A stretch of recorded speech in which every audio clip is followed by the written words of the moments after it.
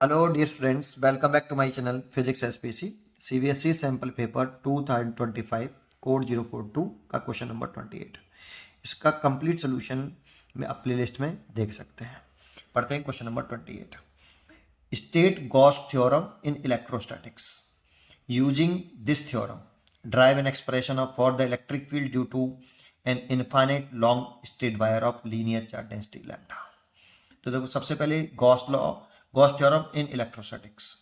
तो लिखते हैं definition. Gauss theorem in electrostatics. according to this theorem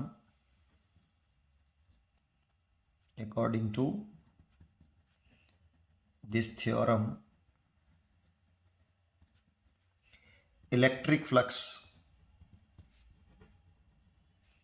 passing through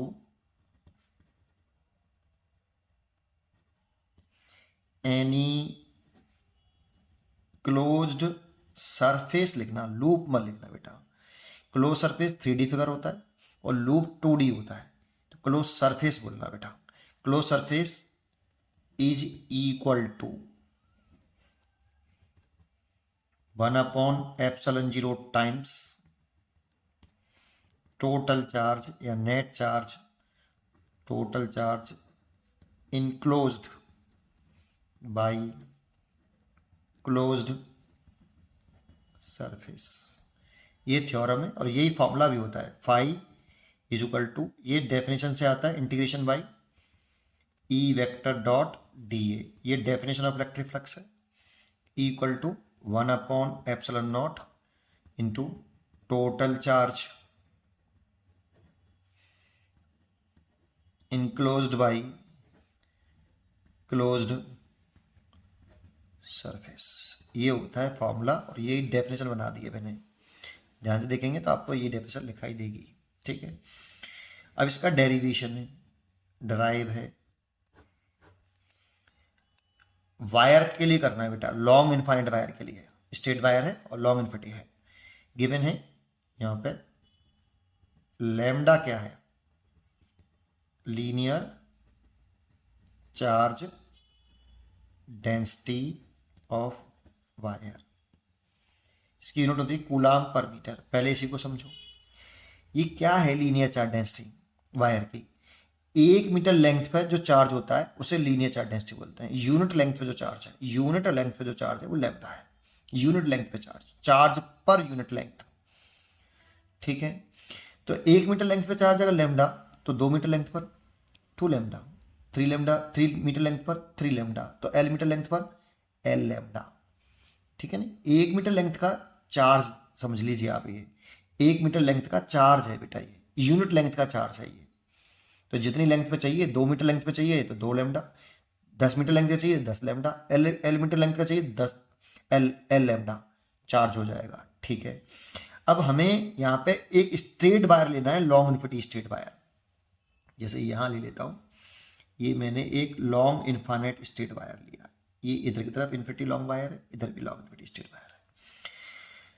ठीक है, जानते हो एक्चुअल में लॉन्ग इनफाइनाइट वायर जो है, स्ट्रेट वायर है, ये रिलेटिव टर्म है। लॉन्ग वायर तो होता ही नहीं है भाई, लॉन्ग इनफाइनाइट वायर कहाँ से होगा।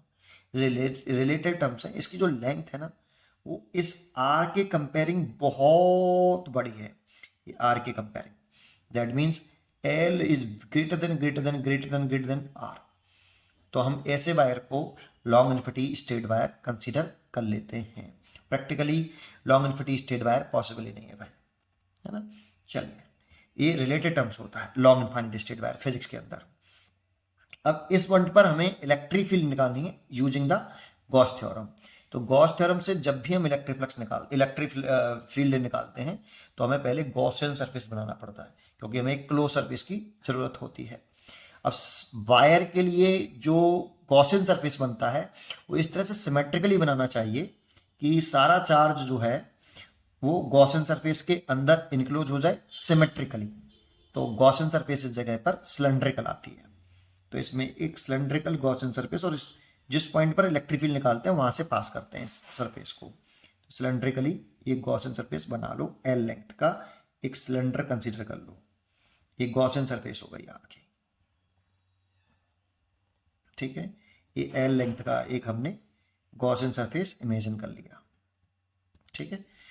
इस ठीक है, अब ये लॉन्ग इनफिनिटी स्ट्रेट वायर था, उसमें एल लेंथ का हमने सिलेंडर माना। अब इसमें आप गॉस थ्योरम यूज करिए। तो गॉस थ्योरम के according electric flux, total electric flux passing through the cylinder, total electric flux passing through the Gaussian surface, ऐसे लिख दो यहाँ, total electric flux passing through Gaussian surface, और गॉसियन सरफेस मतलब cylindrical surface, cylindrical surface. phi t is equal to 1 upon epsilon 0 into q inside। अब सोच के बताओ इस सिलेंडर के अंदर टोटल चार्ज कितना होगा। इसी तो लीनियर चार्ज डेंसिटी रखी है कि इस पर जो चार्ज है वो यूनिफॉर्मली डिस्ट्रीब्यूट है, तो एल लेंथ पर कितना चार्ज होगा, तो एल लेंथ पे जो चार्ज होगा q इनसाइड, ये होगा लैम्डा एल। अभी समझाया था थोड़ी देर पहले, क्योंकि ए यूनिट लेंथ पे चार्ज है लैम्डा, 2 मीटर लेंथ पे चार्ज होगा 2l, 10 मीटर लेंथ पर होगा 10 लैम्डा, तो एल लेंथ पे चार्ज होगा लैम्डा एल। तो राइट हैंड साइड तो ये हो जाएगा, लेकिन यहां इस सरफेस को, इस सिलेंड्रिकल सरफेस को हमें डिवाइड करना पड़ेगा 2 पार्ट में, 2 फ्लैट सरफेस में, फ्लैट सरफेस,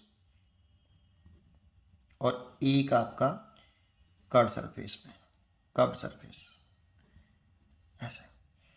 तो इसीलिए जो फ्लक्स है फ्लैट सरफेस से 2 से, और ये कर्व सरफेस से 3rd, 3 पार्ट में हमने इसे तोड़ा है। Equal to 1 upon epsilon naught, और ये हो जाएगा लैम्डा एल। अब फर्स्ट सरफेस से इलेक्ट्रिक फ्लक्स लगे तो ये वाला फॉर्मूला लगाइए बेटा, तो ये वाला फॉर्मूला लगाएंगे हम यहाँ पे, तो लिखेंगे इंटीग्रेशन, लेकिन क्लोज सरफेस मत लगाना, क्योंकि जब इस सिलेंड्रिकल सरफेस को 3 पार्ट में डिवाइड कर लोगे तो फिर वो क्लोज नहीं रहेगा, ओपन सरफेस बन जाएंगे। तो इसीलिए ई डी ए, एंगल कितना होगा, फर्स्ट सरफेस कौन सा माना है पहले बता, पहले डायरेक्शन दिखाएं इलेक्ट्रिक फील्ड की। देखो इलेक्ट्रिक फील्ड की जो डायरेक्शन होगी वो इस सरफेस, इलेक्ट्रिक फील्ड की डायरेक्शन जो होती है पॉइंट चार्ज से अवे होती है, ऐसे, ये इलेक्ट्रिक फील्ड की डायरेक्शन होगी, ऐसे, इधर भी होगी ऐसे। अच्छा, इन्हीं 2 डायरेक्शन में होगी कि चारों तरफ होगी, एक्चुअल में ये चारों तरफ होगी वायर के परपेंडिकुलर। तो कुछ ऐसे समझो कि ये ऐसे वायर है एक, तो इलेक्ट्रिक फील्ड लाइंस यहाँ, ये पॉजिटिव चार्ज है तो इधर की तरफ भी होगी ऐसे, इधर भी होगी, यहाँ ऐसे ऐसे, इधर ऐसे ऐसे, और इधर भी होगी बेटा, इधर इधर इधर, चारों तरफ होगी, इधर भी होगी। दैट मीन्स जैसे इलेक्ट्रिक फील्ड लाइंस नहीं है ऐसे, तो ये ऊपर की तरफ भी होगी, 3D समझो, 3D में सोचो, नीचे तरफ भी होगी, अंदर की तरफ। तो ये इलेक्ट्रिक फील्ड लाइंस जो होंगी इस वायर के परपेंडिकुलर चारों तरफ अवे होगी, अवे होगी आपका। ये ऊपर से देखो ना टॉप साइड से, तो आपको लगेगा रेडली हो रही हैं। जैसे टॉप साइड से अगर देखोगे तो इलेक्ट्रिक फील्ड लाइंस कुछ इस तरह से दिखेंगी बेटा, देखो ये आपका टॉप व्यू बनाया मैंने, और ये वायर है आपका, यहाँ पे ये वायर हो गया, ये वायर कुछ इस तरह से हो गया ऐसे, टॉप साइड से देख रहे हैं, तो इलेक्ट्रिक फील्ड लाइन जो निकलेंगी ना वो ऐसे दिखाई देंगी बेटा आपको, ये टॉप व्यू दिखाया मैंने यहाँ पे। तो कुछ इलेक्ट्रिक फील्ड लाइंस कुछ इस तरह से होंगी।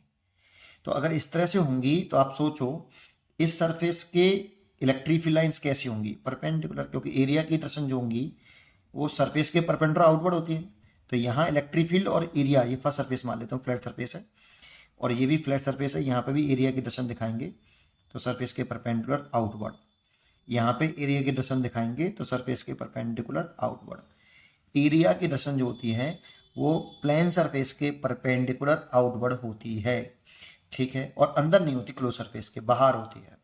सरफेस के परपेंडिकुलर से तो नीचे भी हो सकती थी, लेकिन क्लोज सरफेस के बाहर की तरफ होती है, ठीक है। तो फर्स्ट सरफेस देखो ये माना मैंने, ये फर्स्ट सरफेस, इसमें ई की डायरेक्शन तो ऐसे बेटा, ऐसे देखो, फर्स्ट सरफेस ये माना हो तो एरिया की डायरेक्शन ऐसे आएगी, परपेंडिकुलर ऐसे आ जाएगी बेटा इसमें ऐसे, और इलेक्ट्रिक फील्ड लाइंस ऐसे, तो परपेंडिकुलर हो गई, तो इसीलिए एंगल आ गया 90 डिग्री फर्स्ट सरफेस के लिए। और सेकंड सरफेस के लिए, सेकंड सरफेस इसको मान लो flat surface, 2 flat surface first and second, है ना, और थर्ड सरफेस मैंने कर्व सरफेस मान लिया, प्लस इंटीग्रेशन, और ये electric flux scalar quantity simply add होगा, तो E D A cos 90 degree और plus integration E D A cos 0 degree. ये थर्ड सरफेस के लिए हो गया, ये फर्स्ट के लिए, ये सेकंड के लिए और ये थर्ड के लिए, और ये 1/ε0 लैम्डा है। कॉस 90 के लिए 0 होती है तो ये तो 0 हो जाएगा, ये भी 0 हो जाएगा, प्लस ई कॉन्स्टेंट टर्म है यहाँ पे तो ई बाहर आ जाएगा। डी ए का इंटीग्रेशन करेंगे तो डी ए किसका पार्ट है, सिलेंड्रिकल कर्व सरफेस का, सिलेंड्रिकल पार्ट है, सिलेंडर का जो सिलेंड्रिकल पार्ट है उसका कर्व पार्ट है, उसका स्मॉल पार्ट का एरिया है। इंटीग्रेशन करने पर इसका टोटल एरिया आएगा, जो सिलेंड्रिकल का टोटल एरिया कितना होता है कर्व पार्ट का, 2 पाई, अगर इसकी रेडियस एल है और लंबाई एच है तो 2 पाई आर एच लिखते थे, लेकिन एच एल है, is equal to 1/ε0 lambda L. देखो एल से एल कट गया तो ई इज इक्वल टू आया 1/2 पाई ε0 लैम्डा अपॉन आर, ये आया बेटा। ठीक है, देखो 2 पाई ये ε0 हो गया, इसके साथ लिख लिया, और आर नीचे है ऐसे आया, तो ये वाला फॉर्मूला हो गया, आप ऐसे लिख सकते हो लैम्डा अपॉन 2 पाई ε0 आर, ये हो गया। देखो ये लेंथ से इंडिपेंडेंट है बेटा, लेंथ से कैसा है, इलेक्ट्रिक फील्ड इंडिपेंडेंट है, और ये परपेंडिकुलर डिस्टेंस है, तो ई का आर के साथ यहाँ इनवर्स रिलेशन आ रहा है। इसका जो ग्राफ बनाएंगे अगर बनाते तो ई और इलेक्ट्रिक फील्ड के बीच में, डिस्टेंस के बीच में, तो रेक्टेंगुलर हाइपरबोला आएगा। जैसे जैसे आर बढ़ेगा इलेक्ट्रिक फील्ड घटता जाएगा, और जब तक आर इन्फानेट नहीं हो जाएगा तब तक जीरो नहीं होगा। ठीक है, इसको कुछ बच्चे ऐसे भी लिख देते हैं कि 2 का ऊपर नीचे मल्टीप्लाई कर देते हैं, 1/4πε0, 2 का ऊपर नीचे 2 लैम्डा अपॉन आर, क्योंकि इसकी वैल्यू हमें याद होती है, तो कुछ बच्चे ऐसे भी लिख देते हैं। इसका डेरिवेशन हो गया। उम्मीद करता हूँ कि आपको ये जरूर समझ में आया होगा। पढ़ते रहिए और खुश रहिए।